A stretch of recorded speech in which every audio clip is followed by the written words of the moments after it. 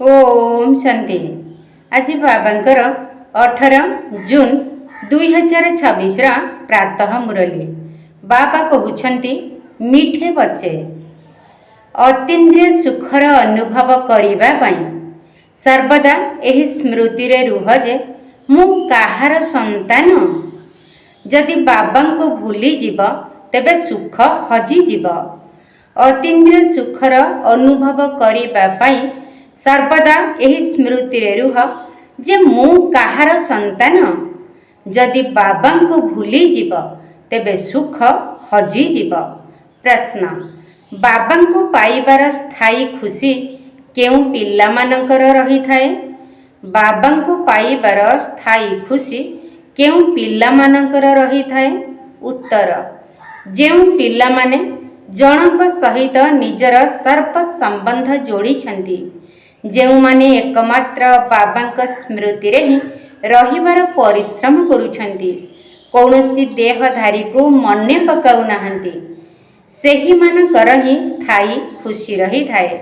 जदि कौनसी देहधारी स्मृति आसुछि तेबे बहुत कांदिबाकू पड़िबो। विश्वर मालिक हेउथिबा पिला माने केबे भी कांदिबे नहीं। गीत, बचपन के दिन भुला न देना। ओम शांति। बाबा कहउछंती मीठा मीठा संतान माने आमे बेहद पितांकर संतान अटु, एक कथा केबे भूली जाओ नहीं। जदि एक कथा भूली गल तेबे निजको कांदिबाकू पड़िबो। पुणी एही छी छी नरक दुनिया को बुद्धि चली जीव। बाबांकर स्मृति रहिबा द्वारा अतीन्द्रिय सुखर अनुभूति होई थाए।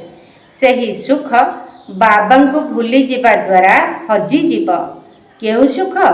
अतीन्द्रिय सुख। तेणु सदा सर्वदा मने रहिबा उचित जे मु बाबांकर संतान अटे, नचेत निजको कांदिबाकू पड़िबो। समस्ते भगवानकर संतान अटंती। समस्ते कहउछंती हे बाबा, हे परम पिता परमात्मा रक्षा कर, किंतु बाबांक द्वारा रक्षा केउ समय रे होई थाए एक कथा काहाकू हेले भी जणा नाही।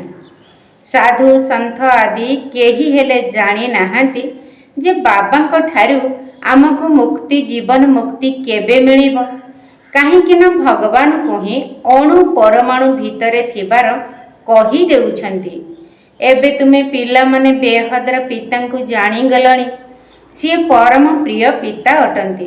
तांको ठारू प्रिय वस्तु आउ किछि नाही। एपरि पिता को न जानिबा बहुत बड़ भूल। तेबे शिव जयंती काहेकि पालन करुछंती? सीए किए ए कथा मध्य केही जानी नाहंती। बाबा कहउछंती तुमे केते निर्बोध होई जाइछ। माया रावण तुमको कौन करी देइछि। एबे तुमे पिला माने जानुछ जे एही भारत आमर जन्मभूमि अटे। मु प्रति 5000 वर्ष परे आसुछि। से माने पुणी कहउछंती 40,000 वर्ष परे जेतेबेले एही कलिजुग शेष हेबो सेतेबेले आसीबे। त्रिमूर्तिर चित्र मध्य देखाइछंती एवं त्रिमूर्ति मार्ग नाम मध्य रखिछंती, किंतु त्रिमूर्ति ब्रह्मा विष्णु शंकर को केही हेले जानी नाहंती। ब्रह्मा कौन करी जाइछंती? विष्णु एवं शंकर कौन करंती? केउठी रुहंती? किछि भी जानी नाहंती। संपूर्ण घोर अंधकार मध्यरे अछंती। बाबा हेले रचयिता। तांकर ଏହା केते बड़ रचना अटे। एही नाटक केते विशाल अटे। एथिरे बहु संख्यारे मनुष्य माने अभिनय करुछंती।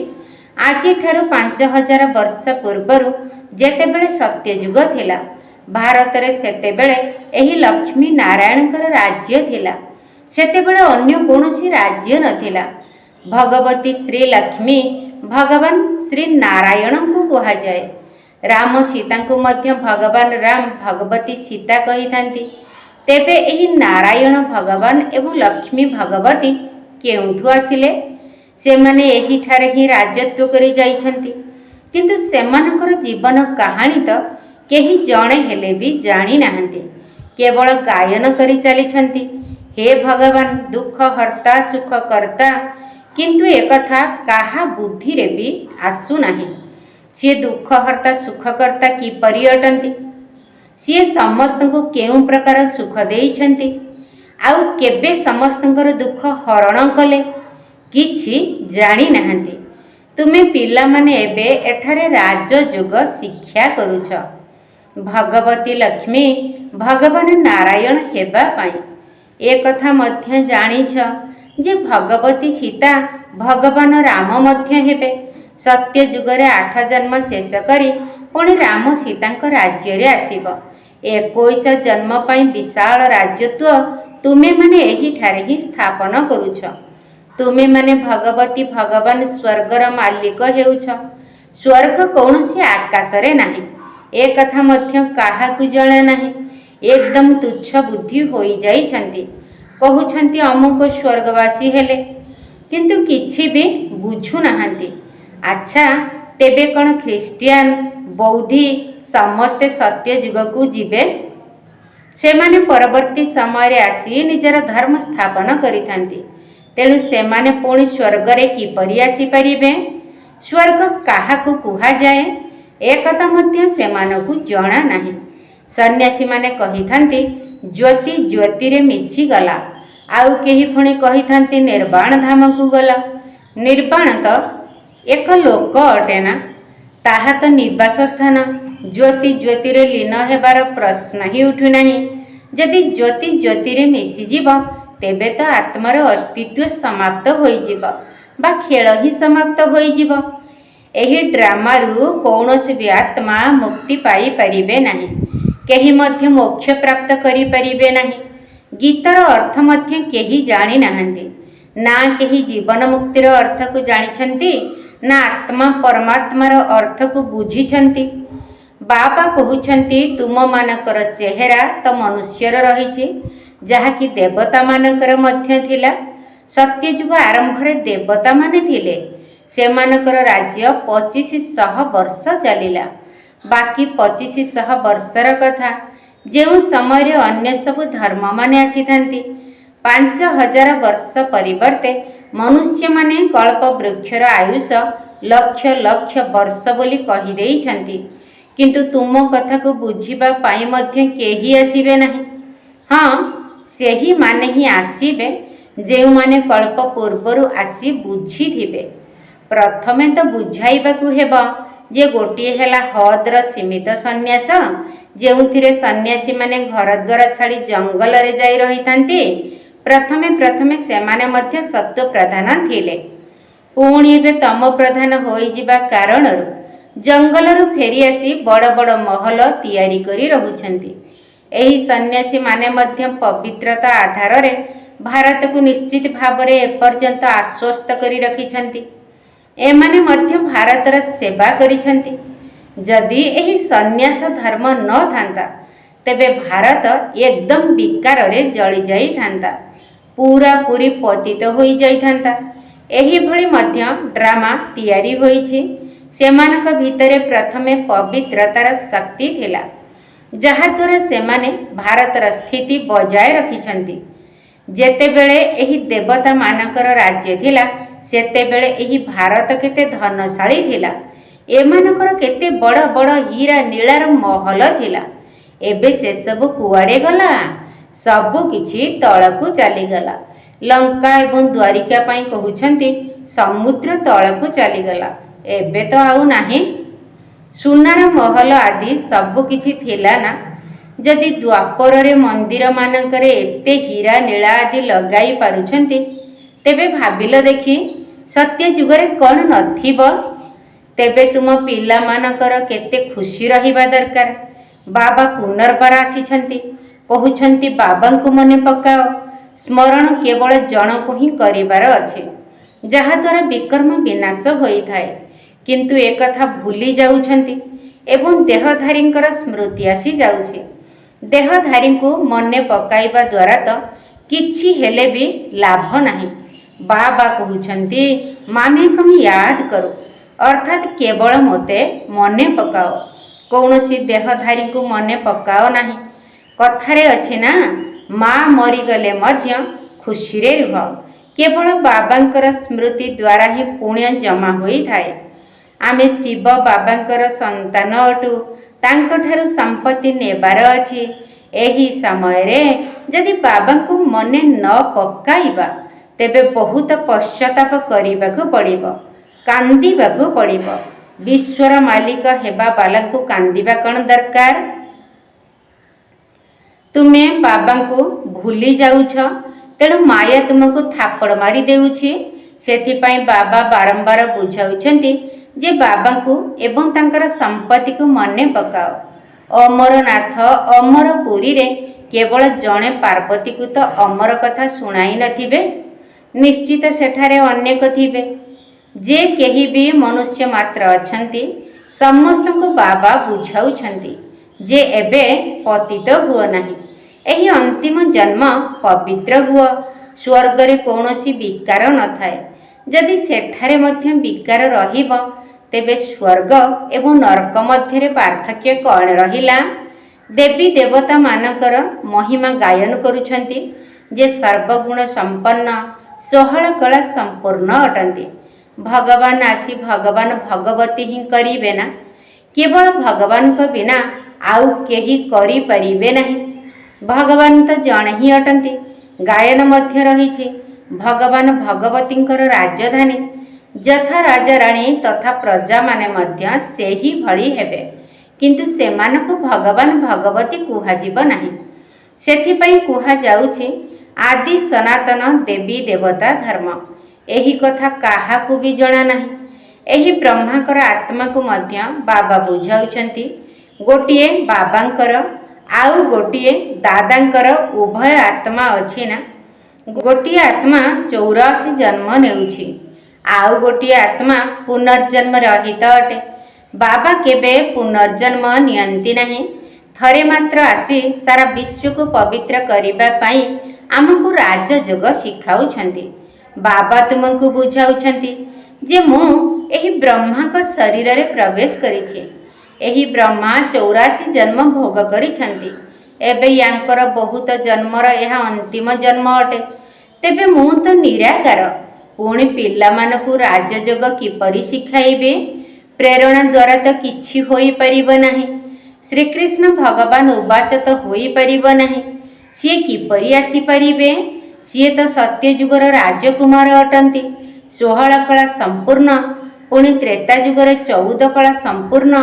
तेबे पुणी द्वापर जुग को श्रीकृष्ण को काहींकि नहीं आसीछंती? तांकु तो प्रथमरु आसीबा दरकार। बाबा बुझाउछंती प्रथमे बाबा को मने पकाओ, नचेत माया एकदम चापुड़ा मारिदेव। जेपरी लाज कुली लता होई थाए, जहाकु छुईबा मात्रे झाउली जाई थाए, तुम मानकर मध्य एही भली अवस्था होई थाए। यदि बाबा को स्मरण न कल तेबे सब किछि समाप्त होई जिवो। गीतरे मध्य सुनिल बचपन के दिन भुला न देना। यदि बाबा को भूली गल तेबे केउठी ना केउठी आघात लागि जिवो। बाबा कहउछंती तुमे मोर संतान अटना। एही ब्रह्माकर शरीर तो विषय विकारु जन्म नेइछि। जे ब्रह्माकर शरीर को जन्म देइछंती सी आंकर लौकिक माता पिता अटंती। ये तो हेले पारलौकिक पिता। एवं एही ब्रह्मा को पुणी अलौकिक पिता कुहा जाउछि। ये ब्रह्मा हद्र पिता थिले, एबे पुणी बेहद्र पिता होई गले। एबे देख एही लौकिक कन्या निर्मल शांता को ये ब्रह्मा तांकर लौकिक पिता हेबा सहित अलौकिक एवं पारलौकिक पिता मध्य अटंती। शिव बाबांकर तो केही भाई भौणी नाहंती, ना लौकिक ना अलौकिक ना पारलौकिक। केते पार्थक्य रहिछि। एक बाबांकर होई जिबा माउसी घर कथा नुहे। एही भली बाबांक सहित संबंध जोड़िबाकु हेबो, सेथिपई समय लागिबो। शिव बाबांकर स्मृति रे रहिबा बहुत कष्टकर कथा। केही 50 वर्षर ज्ञानी मध्य सारा दिन भितरे शिव बाबा को याद भी करि नथांती। एमिति भी अछंती। अन्य समस्त को भूली केवल बाबा को याद करिबा बहुत मेहनतर कथा। केही 1% मने पकाउछंती तो आउ केही 2%, आउ केही ताठारु मध्य कम अधा प्रतिशत बड़ कष्टरे मने पकाउछन्ति। यह बहुत उच्च लक्ष्य अटे। तेबे बाबा बुझाउछन्ति पिला दिन को भूली जिबा उचित नुहे। बाबांक ठारु स्वर्गर संपत्ति मिलुछि। तुमे जानिछ आमे बंची थाउ थाउ मरी बाबांकर होइछु नुआ दुनिया को जीवा पाई। तेणु तुमको स्थायी खुशी रहिबा दरकार। ओहो मु दिमुकुटधारी हेबी। मनुष्य माने कौन जानिछन्ति जे सत्य जुगरे एही देवता मानकु 16 कला संपूर्ण एवं 14 कला संपूर्ण काहींकी कहउछन्ति। ए सब किछि भी जानि नाहंती। एही भक्ति मार्गर शास्त्र इत्यादि पुनर्बार लेखा जीव। एही हठ जोग तीर्थ यात्रा इत्यादि पुनर्बार हेब। किंतु एहा द्वारा कौन हेब? कौन स्वर्ग को चली जिबे? ना। बहुत लोक रिद्धि सिद्धि द्वारा कार्य करुछन्ति। तेबे रिद्धि सिद्धि वाला तो बहुत अछन्ति। हजार हजार मनुष्य सेमानक पछरे पड़िछन्ति। रिद्धि सिद्धि द्वारा घड़ी इत्यादि बहुत जिनिस बाहर करिथान्ति। ए कथा कौन केही बुझुछन्ति कि ए सब हेला अल्प कालर सिद्धि। एथिरे बहुत परिश्रम करिबाको पड़िथाय। एही रिद्धि सिद्धि आदि शिक्षा करिबा पाई मध्य पुस्तक रहिछि। केते लक्ष लक्ष मनुष्य सेमानकर पछरे पड़िछन्ति। तुमे पिल्ला माने जानिछ जे आमको बाबांक ठारु स्वर्गर संपत्ति मिलुछि। एही आखि द्वारा जहा किछि देखुछ से सब किछि हेले भी रहिब नाही। बाबा बुझाउछन्ति तुमे अशरीरी होई आसीथिल पुणी शरीर सहित अभिनय कल। जदि 84 लक्षर हिसाब किताब बाहर करिबा तेबे 12 मास लागिजिब। एभଳି केबे होई परिब नाही। 84 जन्मर हिसाब किताब बताइबा तो बहुत सहज। तुमे 84 जन्मर चक्र लगाई आसीछ। सूर्यवंशी माने थिला बेले चंद्रवंशी माने नथांती। सूर्यवंशी कुलर राज्य शेष हैला परे पुणी चंद्रवंशी हेले। एबे तुमे माने जानिछ जे आमे माने हेले ब्राह्मण वंशी पुणी देवता वंशी हेबो। सेथिपई आमे एबे पाठ पढुछु। पुणी सीढ़ी रे तळकु खसी खसी वैश्य शूद्र वंशी हेबो। एबे निजर 84 जन्मर स्मृति आसी जाइछे। एही चक्र को मध्य मने पकाइबाकु पड़िबो। बाबा को स्मरण करिबा द्वारा सदा सुस्थ सदा संपत्तिवान हेब। पाप सब कटि जीव। चक्र को जानिबा द्वारा चक्रवर्ती राजा होई जीव। तुमे जानिछ एही पुरुणा दुनिया श्मशान हेबाकु जाउछि। किछि भी रहिब नाही। सबु किछि समाप्त होई जीव। कथारे अछि राम गले रावण मध्य गले। रामकर सत्य जुगरे केते छोट परिवार थिबो। एबे रावणर केते बड़ परिवार रहिछि। पिला माने जानिछन्ति जे एठारे राजधानी स्थापना हेउछि। प्रत्येक कथारे पुरुषार्थ हेला प्रथम। बाबा पुरुषार्थ कराउछन्ति पिला माने मोते मने पकाओ।